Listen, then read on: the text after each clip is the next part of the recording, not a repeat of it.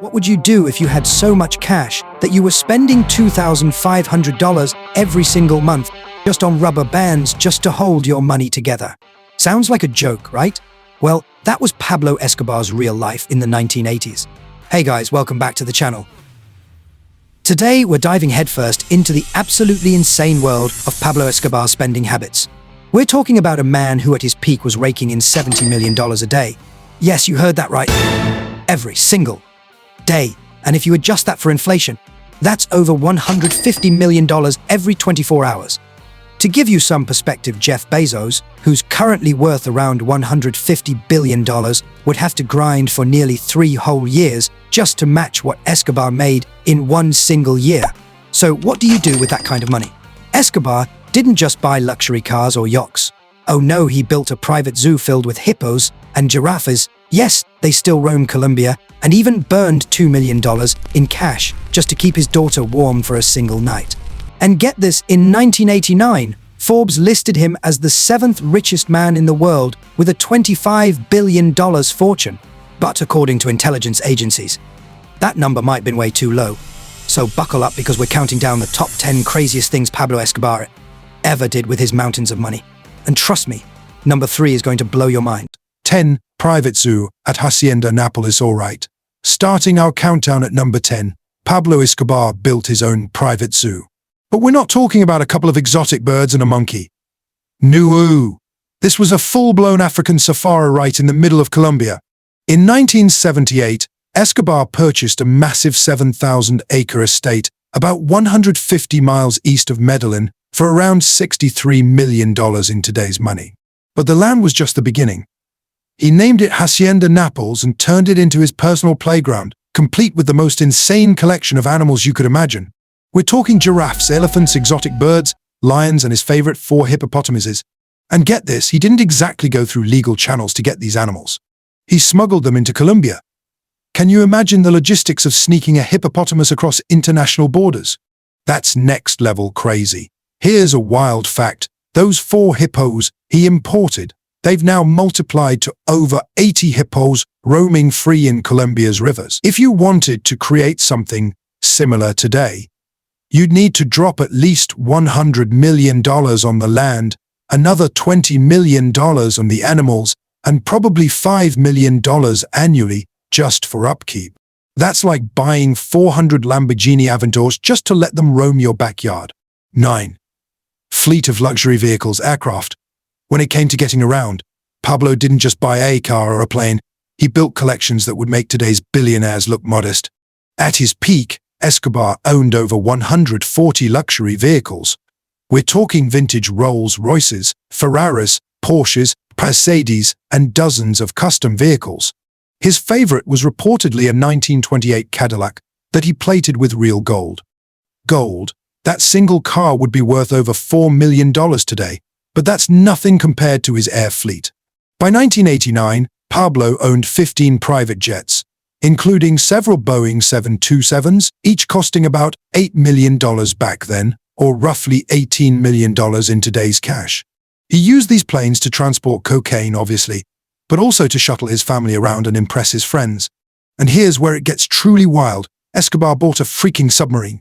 In the early 1990s, he commissioned a custom-built submarine for around $10 million, about $22 million today, specifically for drug smuggling. The sub could reportedly carry up to 10 tons of cocaine per trip. To put this in perspective, if you took the entire vehicle collection of Floyd Mayweather, Jay-Z, and Elon Musk combined, you still wouldn't match what Escobar had. His transportation budget alone was easily over $100 million in today's money. 8. Burning $2 million in cash to keep his daughter warm. This one sounds made up, but is actually confirmed by multiple sources, including his son, Juan Pablo Escobar. While hiding from authorities in the Medellin Mountains in 1992, Pablo's daughter Manuela was getting cold during the night. There was no fireplace, no electricity, and apparently no blankets around. So what did Pablo do? What any loving father would do. Obviously, he gathered up about $2 million in cash and literally set IT on fire to keep his daughter warm. Let that sink in. That's about $4.4 million in today's money burned. That's enough to buy about 15 average American homes just turned into ash. 7. La Catedral Prison. In 1991, Escobar reached a deal with the Colombian government to surrender under one condition: he'd build and stay in his own prison. The result? La Catedral, the most luxurious jail in criminal history. This wasn't just any prison. Located on a mountainside overlooking Medellin, La Catedral cost an estimated $4 million to build, about $8.5 million today, and featured amenities that would make five-star hotels jealous. We're talking about a full-size soccer field, a giant dollhouse for his daughter's visits, a disco, a bar, a jacuzzi, and a waterfall. The complex had 360-degree views of the surrounding area, so he could spot any approaching authorities. He even had a life-size statue of himself built on the grounds. But here's the kicker: Escobar handpicked all the guards and prison staff. He literally paid the Colombian government for the privilege of being guarded by his own employees. The monthly operating costs were estimated at around $300,000 in today's money. While regular Colombian prisoners were crammed 20 to a cell, Pablo was hosting lavish parties with prostitutes, drugs, and live bands. He continued running his empire from his cell, making business deals and even ordering hits on enemies.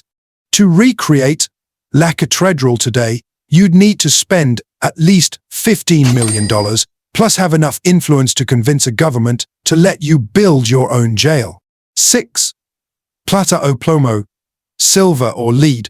Pablo's famous motto, plata o plomo, literally silver or lead, wasn't just a catchy phrase, it was a multi-billion-dollar business expense. Plata o plomo. This phrase meant you either took his bribe, silver, or you took his bullet, lead. At his peak between 1987 to 1990, intelligence agencies estimated that Escobar was spending about $1.5 million per month on bribes. That's about $3.2 million monthly in today's cash, more than what the average American earns in their entire lifetime, spent every month just on bribes. Pablo literally created a bribe price list: $1,000 for a basic cop, $5,000 for a sergeant, up to $1 million for certain politicians and generals. In total, he likely spent over $60 million annually on bribes in Colombia. That's about $130 million in today's money. To put that in perspective, his annual bribery budget was larger than the entire campaign spending of most presidential candidates today. It's like if someone spent the equivalent of Spotify's entire annual revenue just to keep people looking the other way. And if the bribe didn't work, that's where the lead came in. Pablo spent millions more on hitmen, reportedly paying bounties of up to $500,000, about $1.1 million today, for the assassination of certain government officials. Former Colombian Justice Minister Rodrigo Lara Bonilla. Pablo put a $350,000 bounty on him before he was gunned down in 1984. That's over $1 million in today's cash, just for one hit. Watch Tally fam. If your mind is blown already, make sure you smash that like button right now. We're only halfway through our countdown. And trust me, the top 5 items on this list are absolutely insane. Drop a comment below with what you think is the craziest Escobar purchase so far. Is it the zoo? The custom prison? I want to know. And if you're new here, hit that subscribe button and notification bell to join the Watch Tally community. We drop mind-blowing content like this every week that you don't want to miss. Let's jump back into our countdown with number 5. 5. Rubber bands for cash storage. You know you've got a cash problem when you're spending thousands on just organizing your money. According to multiple accounts from former Medellin cartel members, Pablo was spending approximately $2,500 per month just on rubber bands to hold his cash together.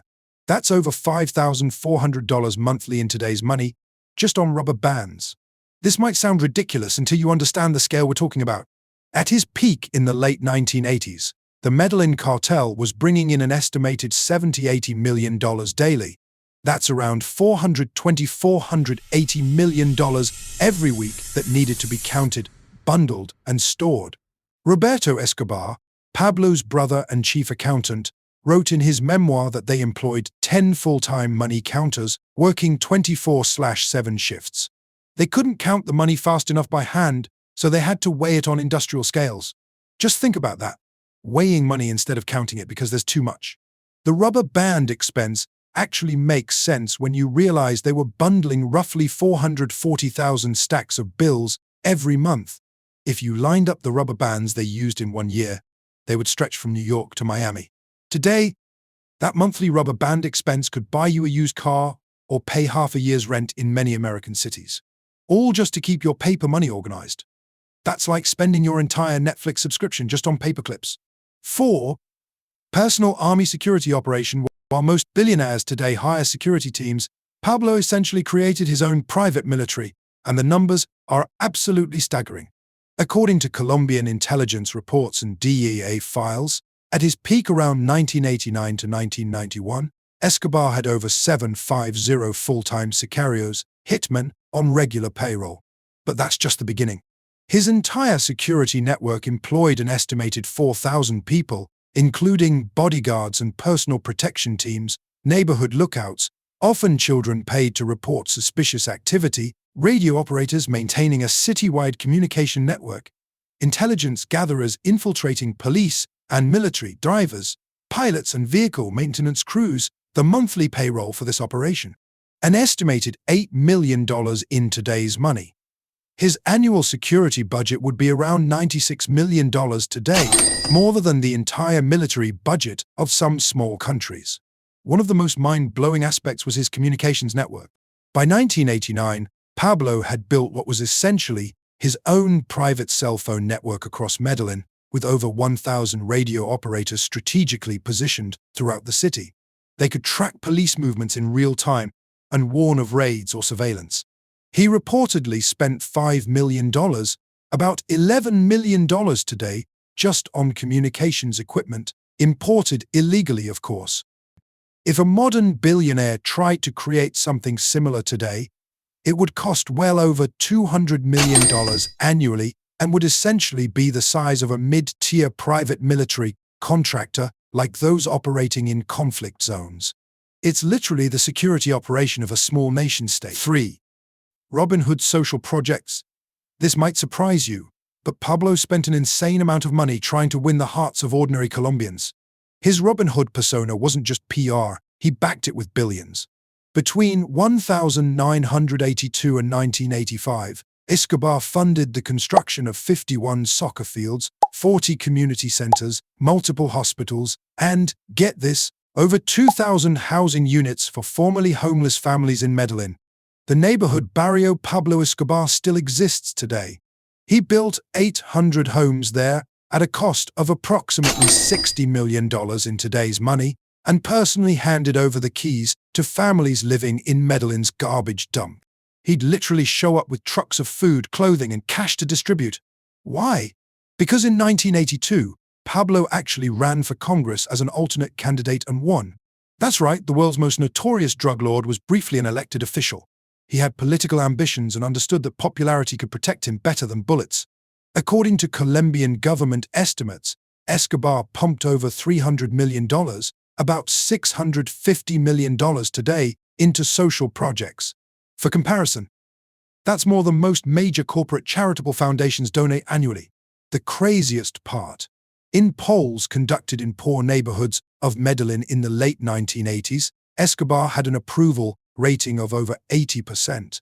He was literally more popular than the president or the Catholic Church in these areas. Even Bill Gates' philanthropy doesn't reach this level of direct community impact. 2. Network of luxury properties, secret hideouts. While most billionaires today might own 5 to 10 luxury homes, Pablo operated on a completely different level. He maintained over 70 fully staffed luxury residences across Colombia that he could flee to at any moment. According to seized property records and Colombian government reports, Escobar's real estate portfolio included 15 luxury city mansions in exclusive Medellin neighborhoods, 12 penthouse apartments in Bogota, 6 vacation compounds on Colombia's Caribbean coast, 30 rural haciendas, country estates, scattered throughout Colombia, 8 luxury properties in Miami, and other international locations. Each property had its own full-time staff, security teams, and was fully stocked with food, clothes, weapons, and cash at all times. Most featured custom security systems that would make James Bond villains jealous. The wildest part? Almost every property had elaborate escape tunnels, hidden rooms, or secret compartments. His main residence, Hacienda Naples, had 7 different escape routes, including an underwater passage from his swimming pool to a nearby river. In 1990, his real estate portfolio was conservatively valued at $100 million. That's around $220 million today. But that's just the purchase price. The annual maintenance cost across all properties was estimated at $25 million in today's money. The most outrageous aspect: many of these multi-million-dollar properties were barely used. Imagine owning and maintaining luxury compounds in every state capital in America. One literal money wastage, and now we've reached the absolute craziest thing Pablo Escobar did with his money. He intentionally wrote off roughly $2.1 billion every year in today's money as acceptable losses. According to Roberto Escobar's financial records and testimonies from multiple cartel members, the organization operated with the understanding that approximately 10% of their cash would be lost each year. And by lost, I mean eaten by rats in storage warehouses, damaged by water or humidity, forgotten in abandoned stash houses, stolen by employees, decomposed in buried locations, and yes, sometimes burned for heat. That's $2.1 billion annually just gone. For context, that's enough to buy 7,000 average American homes every year, pay for 263,000 4-year college educations, purchase about 42,000 Tesla Model 3s, fund the entire annual budget of NASA's James Webb Space Telescope. In one infamous incident, in 1984, cartel workers discovered a warehouse where rats had chewed through an estimated $3 million in cash. Pablo's reported response: "We can always print more." The most mind-blowing part: this wastage wasn't even a concern to them. When you're making $70 million daily, losing 10% was just considered a standard operating cost, like a normal business writing off office supplies. And there you have it. Watch tally, fam. The 10 craziest things Pablo Escobar did with his money.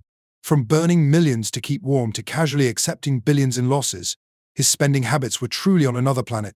If you enjoyed this video, smash that like button, hit subscribe, and turn on notifications so you never miss our wild content. Drop a comment below telling me which of these crazy expenditures shocked you the most.